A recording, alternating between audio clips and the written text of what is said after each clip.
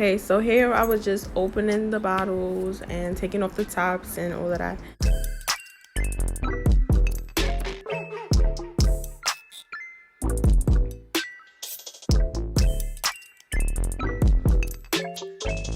And then I started to pour all of the dye that was inside of the bottle into the water and mixing it with my spoon because I didn't have nothing else to mix it with. So I just used a plastic spoon to mix it around as I was pouring the dye into the water. And the temperature of this water was it was warm. It wasn't really too hot. And I was just dipping the bottle into the water to add some of the water into the bottle to try to get all of the dye out. I learned this from my cousin.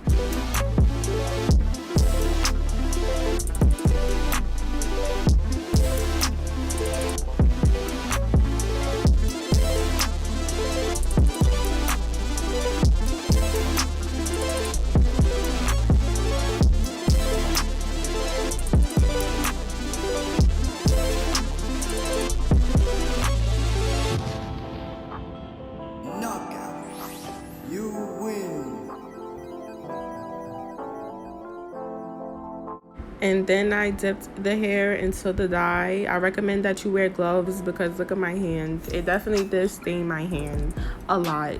My fingers are red.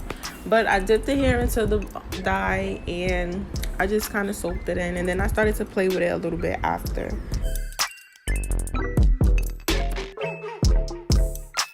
Then I started to move the hair around so that I can get color all over the blonde spots. I wanted to make sure I get the color everywhere. I really wanted it to be really, really red, like a bright red.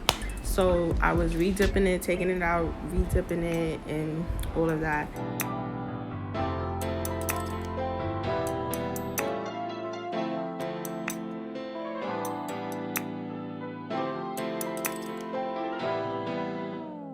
Then I took the hair out because I wanted to add the rest of the dye. I didn't want to just have this bottle of dye sitting around. So I just went ahead and added this dye into the water. It's the same color. I just wanted to use all of the dye that I had.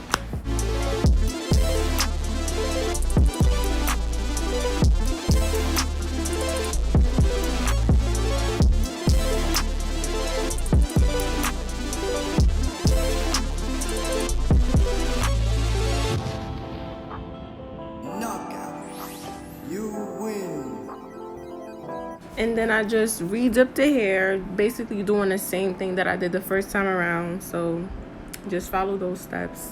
But this time I just let the hair sit inside of the dye.